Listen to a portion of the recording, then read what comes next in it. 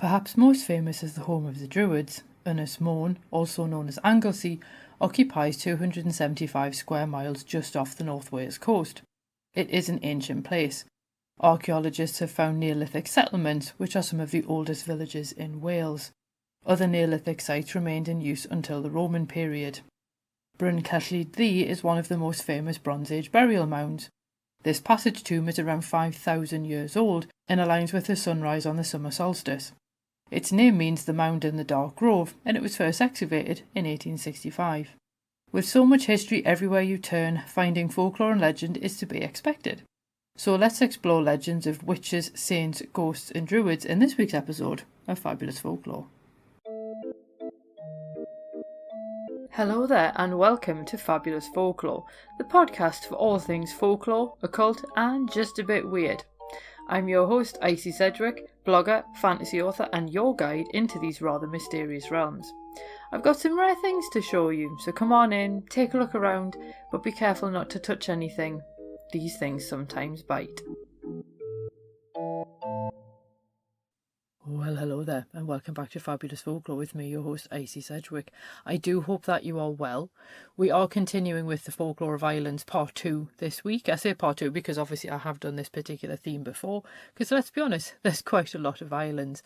And I am considering at some point possibly doing a legendary island theme of islands that actually don't exist but people thought that they did for the longest time. Obviously I'm not going to do Atlantis because I've already covered that with Sean Penny over on YouTube as Fabulous Folklore Presents, but who knows, let me know if you're interested in that. But anyway, let's have a look at Anglesey. And I have actually been to Anglesey. I was about 4 or 5 years old though, so I don't really remember a lot about it, but I have been back to North Wales since then and I absolutely love North Wales, but I would quite like to go back to Anglesey. But anyway, we're going to start off with Anglesey's name, and there are some theories that Anglesey came from Old Norse, as either Anglesey or Anglesey, and in the former, Ongle meant fish hook, which translated the island name to Hook Island, or Anglesey may have come from Ongley, meaning Ongley's Island. John Davies theorises that it gained Scandinavian names in the late 10th century, which then influenced the later English names. And this basically means that there's no basis to the assumption that Anglesey meant Island of the Angles. And this, again, I've said before, is a problem when people think, oh, that name sounds like that word, so that's why it must be in that place name, and the etymology is completely different. And there are umpteen episodes on the folklore of place names if you're interested in that. But the name Ynys Môn first appears in Roman sources by Tacitus, Dio and Pliny, and according to an 18th century source, the Saxons called it Mones. I'm going to be calling it Ynys Môn for the rest of this episode to preserve the Welsh name, because I think, as you probably know from the Ban Ibrahiniog episode, if you've heard that one, I do quite like to use the local place names rather than whatever English name has been imposed on it. Although it does rather sound like Anglesey isn't actually necessarily a name that the English imposed, it was a translation of a Scandinavian one, but that's a side issue. Now, we can't discuss Ynys Môn and not mention the Druids, and Ronald Hutton reminds us that the Druids themselves left behind no records, so we actually know nothing of them in their own words. Very important to start with that up front. And instead they come to us reconstructed from the writings of other cultures, first ancient Greek and Rome, and later through 18th century writers like antiquarian William Stukeley. But we do have, obviously, writers who were contemporaneous to them, like one Julius Caesar, who encountered them in Gaul, and he discussed the ways in which they were respected in their society as teachers and judges. And Caesar actually shows us the prestige of Druids. Now, Hutton does remind us that Caesar sometimes relied on hearsay, and therefore sometimes included misinformation as a result, but he did spend time in Gaul, so we might expect that he based his observations on something concrete. Miranda Aldhouse Green points out that other aristocrats also accompanied Caesar on his campaigns and wrote back to Rome, and they could have denied Caesar's reports if anything was entirely made up. So it's likely that they're based on something that was evidential rather than just entirely imaginative. Now, it is obviously impossible to know if Caesar ever actually even met a Druid, or if he chose to amplify certain aspects and downplay others to suit his agenda. He does seem to alternate between them being learned individuals and heads of a bloodthirsty priestly caste, but Caesar's nothing if not a showman. Later writers had had no actual contact with Druids, so they're always working from sources that may have been wrong or embellished in the first place. And this, of course, is a problem that you sometimes get when someone's working from a second-hand source. It just amplifies whatever was wrong in the first one. But I do recommend Hutton's work, particularly Blood and Mistletoe, for a fuller exploration of ancient Druids, because that really does fall beyond our remit here, although it is quite interesting, but our remit obviously is Ynys Môn. So what about Ynys Môn and the Druids? The connection here comes from Tacitus, and he describes the Roman massacre of the Druids on Ynys Môn in his Annals. He writes that Suetonius Paulinus planned how to reach the island, with the infantry apparently crossing on flat-bottomed boats and the cavalry using fords or swimming alongside their horses. Tacitus describes the waiting locals as being, and I quote, an adverse array, with women flitting between the ranks. In the style of furies, in robes of deathly black and with dishevelled hair, they brandished their torches, end quote. I think they sound fairly cool, actually, from that description, but never mind. Nearby, and I quote, a circle of Druids lifting their hands to heaven and showering imprecations struck the troops with such an awe at the extraordinary spectacle that, as though their limbs were paralysed, they exposed their bodies to wounds with an attempt at movement, end quote. Now, the Roman general incited his forces to charge, and they cut down anyone they encountered. Tacitus literally only gives a couple of lines of the massacre before explaining that Suetonius installed a garrison and went on, and I quote, to demolish the groves consecrated to their savage cults, for they considered it a pious duty to slake the altars with captive blood and to consult their deities by means of human entrails, end quote. You might have gathered that Tacitus is incredibly biased, and he does also describe the Druids as fanatics, although he does describe them in a fairly fanatical way, so it does feel a little bit hypocritical. And we do have to remember that making your enemy sound like the worst people on earth is really your own way to justify slaughtering them, something that we see even now today. But more importantly, Tacitus wasn't there. He was relying on second-hand sources because he wrote about the whole thing 50 years later. So he may have been getting this information from his father-in-law, who may have been there, and he might also have been borrowing some of the ideas about what the altars look like from Lucan's descriptions of the groves that Julius Caesar encountered in Gaul. It all gets really rather complicated and convoluted. Hutton notes that it was actually rather unusual for Romans to destroy sacred places, so they were either especially hostile to Druids, or the destruction was some kind of payback for resistance against them. That said, the Romans' biggest issue with Druids seemed to be their association with human sacrifice. Human remains do appear in the archaeological record, suggesting a practice of human sacrifice, although it is unclear how widespread or regular it was. There has been a little bit of a tendency from some writers, particularly in earlier centuries, to try and downplay the idea of human sacrifice because it doesn't fit with their romanticised notion of Druids. But again, without any real evidence, it's quite difficult to know one way or the other. It is always worth remembering that the Romans also invented their gladiatorial games as entertainment, so it is quite difficult for them to take the moral high ground. Now, Suetonius received orders to leave in Ynys Môn to deal with the Iceni revolt led by Boudicca, and there is an episode about Boudicca as well. Nigel Cross argues that it's possible not all of the Druids were present during the massacre, so they could have continued their practices elsewhere, although presumably a little bit more under the radar than they had been. Now, Tacitus also doesn't explicitly say that Ynys Môn was important to the Druids, and later writers drew the inference from the text. So again, there is that idea that if there were Druids present with each Celtic tribe, that it's entirely possible that they didn't actually massacre all of the Druids, they just massacred the ones that were on Ynys Môn. And it is possible that if it genuinely happened the way Tacitus described it, that would be enough to make, I think, any group go, let's just do things a little bit more quietly than we did before, shall we? But either way, the island is incredibly important to contemporary Druids, which is probably the more important legacy of all of this. Ynys Môn is now a stop on the Anglesey Druids Way pilgrimage route between Carnarvon and Holyhead, and the Anglesey Druid Order celebrates the importance of the island to Druidry today. So in many ways, if Tacitus hadn't written this really rather angry passage about Druids, we probably actually wouldn't have a huge amount to go on because they don't really appear in that many other sources. But I do highly recommend the Hutton book if you are at all interested, and there is a link in the show notes just to make it easier to find. So it is interesting seeing how the Druids and Ynys Môn actually appear in the historical record, but I do think it's lovely that there are so many ways that people now use the site on Ynys Môn for Druidry now, which is really cool. We're going to completely change gears and look at a little island off an island, and this is Ynys Môn, which lies off the coast of Ynys Môn, though it is only really truly cut off by high tide. It's most often associated with St Dwynwen, the Welsh patron saint of love. There are various versions of her story, but I did want to include her because we all know how much I do love a bit of love divination and love magic and whatnot here on the podcast, which is why I wrote an entire book about it. So I thought it was probably quite helpful that I actually included the patron saint of love with all of this. In many of these stories, she lives on Ynys Môn, and in one version, which is probably the most popularly known one, she and a young man, Maelon, fall in love. He tries to seduce her, but she rejects him because they aren't married, and in fairly typical fashion, he storms away. A distraught Dwynwen asks God to help her fall out of love with him, and an angel turns Maelon to ice. Now, that's not quite what she had in mind, but God gives her 3 wishes. In the first, Maelon is defrosted. For the second, any true lover should get whatever they ask God for, whether that's for them to actually get the person that they want or to fall out of love with them. And the third wish means that she will remain unmarried. She becomes a hermit and retreats to Ynys Môn in the 5th century. At least that's the story that Edward Williams, aka Iolo Morganwg, churned in his writings.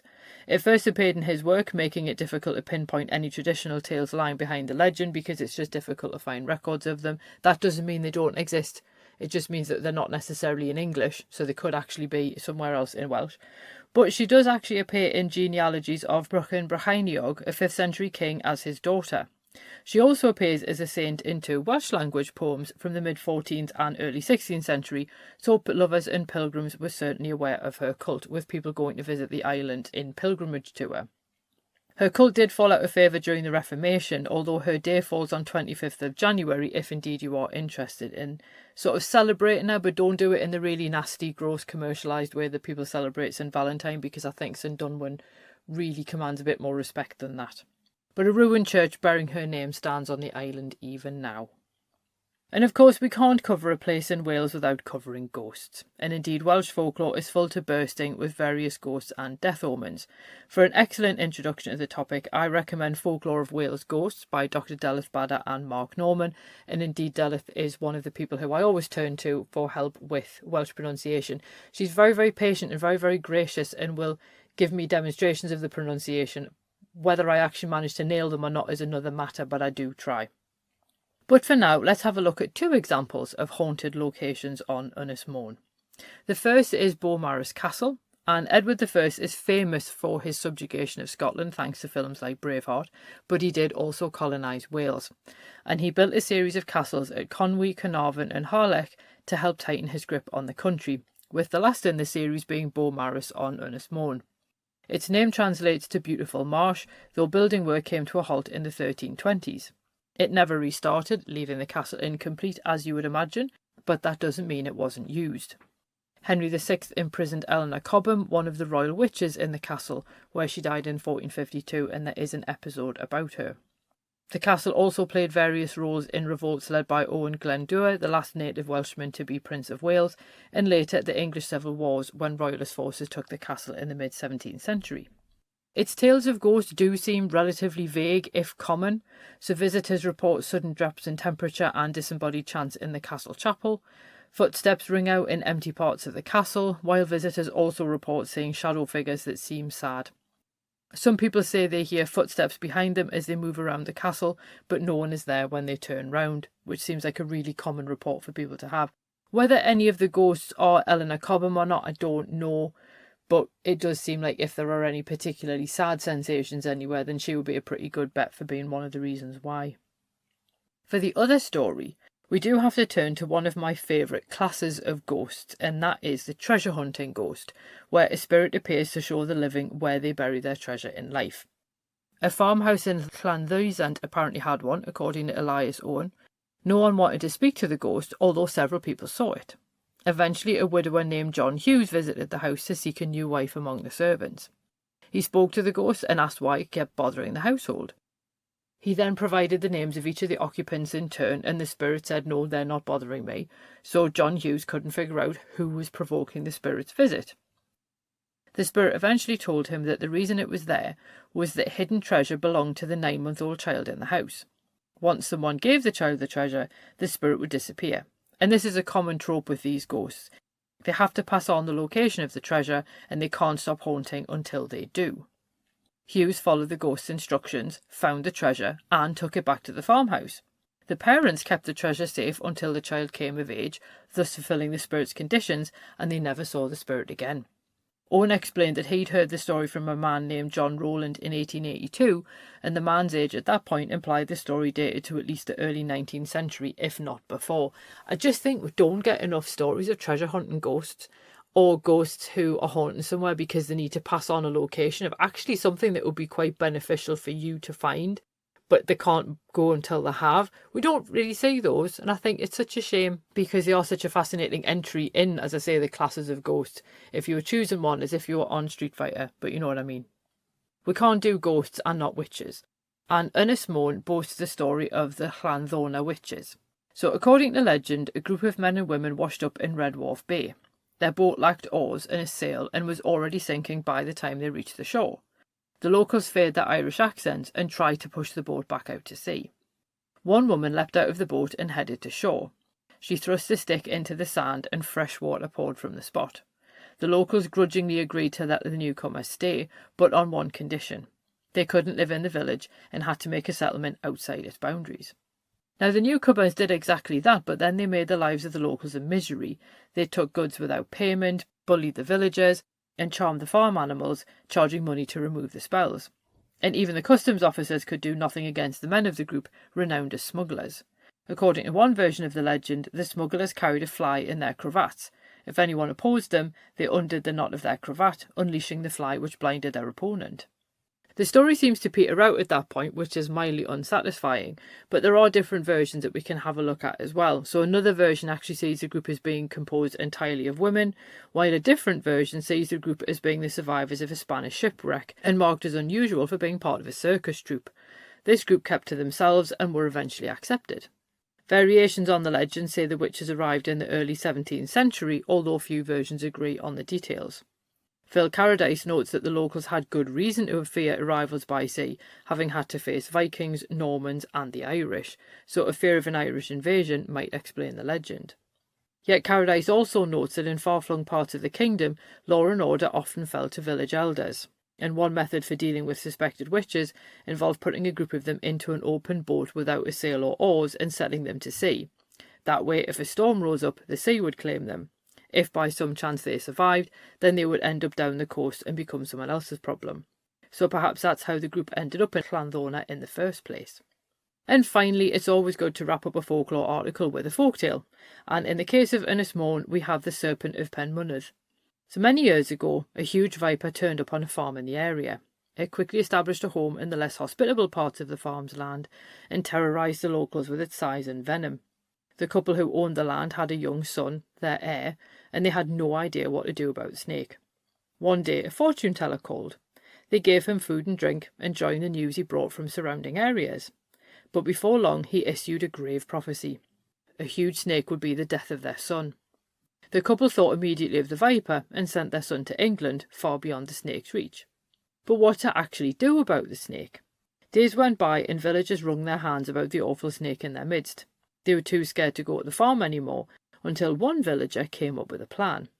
He and a friend dug a huge hole near the place where the viper slept, and they put a large brass pan at the bottom of the hole and left. I should say this was a very, very highly polished brass pan. A few days later the sun came out, and the viper emerged from her den to warm herself on the grass. The sunlight bounced off the brass pan in the hole, catching the viper's attention. She slithered over and looked into the hole. She reared up, all flashing fangs and whipping tail, when she spotted another snake as large as she was at the bottom of the hole. The viper attacked the interloper. Every time she lunged at the other snake, it lunged at her, and she poured more venom towards it. Nothing she did seemed to have an effect, and hours later she gave up, exhausted and out of venom. Too tired even to crawl to her nest, she curled up near the hole. Yet the villager saw everything that went on. Once he knew she was asleep, he struck off her head and ended her evil reign. The village celebrated and buried the snake nearby. The couple sent for their son and thought that the danger was now past. But this is a folktale, and things don't always work out like that. When the heir grew a little older and a little more arrogant, it should be said, he wanted to see the viper for himself. He and some servants dug up the remains, but all that was left was the skull. The young man kicked the skull in triumph, but he caught a fang with one of his thin leather boots. He fell ill within hours and died, apparently killed by the last drops of venom left in the viper's fang. The fortune-teller's prophecy came true after all. We will ignore the fact that snakes don't actually see the way we imagine that they do, and a snake wouldn't really be able to see its own reflection. We'll ignore that part, because that is quite a good story otherwise. But I thought that was quite an interesting one that became associated with Ynys Môn. We will leave it there, because this episode has gone on longer than usual, because there are just so many legends associated with Ynys Môn. So I was very, very glad that somebody did request this one, because I just thought, that is a really good shout. I haven't done it before, and I have actually been, so it does always kind of help when I've been, although it would probably help even more if I could actually remember them. If you want to visit Ynys Môn, you can reach the island by car, train, air and sea, so you've got plenty of options. And the island size means that there are absolutely plenty of places to see and things to do there. There's also quite a lot of options between wet weather activities and outdoor activities, so it caters to pretty much quite a lot of tastes. Now, obviously, you can visit the Visit Anglesey website, which is literally just visitanglesey.co.uk, and you can see all the attractions and things there if you want more information. So if you do want to go, then I would recommend it. As I say, I can't remember it, but I absolutely would love to go back. So hopefully at some point I will get to see Ynys Môn myself. So there we go. I hope you enjoyed all of that. That one was a little bit more folktale heavy, I think, than usual, and a little bit more, ooh, weren't the Romans rotten as well, which I haven't really done for a while. So I hope you enjoyed that one. Again, as always, with any folklore, you have to bear in mind who actually wrote this and what was their agenda. And also with recorded history, you have to ask the same question as well, really. It's just a good idea to ask that of anything that you see. You could ask, why did I write this episode and what was my agenda? And it was what somebody asked me to, and I wanted to share interesting legends that I thought you'd enjoy. So there we go. That's me being completely transparent about why I did this episode. Someone asked me to, and it was interesting. Which is pretty much why I do the podcast, if I'm completely honest. But there we go. Next week, I do have Menorca on my list, which again was an island that someone requested. And obviously I thought it would make a nice change to go a little bit further afield. I have been to Mallorca and Ibiza, but I haven't been to Menorca, so this one will be quite interesting. And quite frankly, I'll probably just end up with yet another place that I'd absolutely love to visit, because that's basically what happens with a lot of these episodes about places. I'm just like, oh yeah, no, I'd like to go there as well. So anyway, we'll see what happens. I do also have Ellis Island on my list as well, but I do need to just double check that that one is going to have enough content, and that would see out the rest of the month. But as I say, we shall see. So I hope you enjoyed that. But as I say, I've rambled on long enough. Please do remember as well that if you are in London on the 22nd, I am going to be speaking about the bar guest at the Haunted Landscape event at Conway Hall.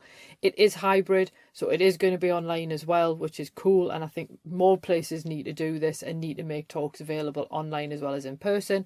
So if you're not able to attend due to illness, or if you're not able to attend due to distance or anything like that, or maybe you're just busy that day and you want the replay, this will sort you out. I think I'm going to be on at 2:30 GMT, so if you are in a different time zone, you can obviously then use that to work out what time I'm likely to be live if you are watching the stream. So I hope that that helps. I'm very looking forward to it, and I am going to be fangirling at quite a lot of really cool people, so that's always nice. But anyway, I hope that you can join us, if either virtually or in person, whichever works best for you. The link is in the show notes, and it would be really awesome to see you one way or the other. But anyway, I will let you go, and I'll see you next week when we have a look at the folklore of another island, hopefully Menorca, but we shall see how much I find. Cheerio.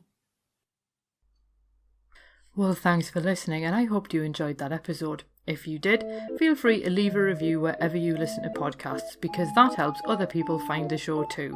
It also takes between 4 and 6 hours to research, write, record and edit these episodes, so if you want to help support my time in doing that, then you can buy me a coffee.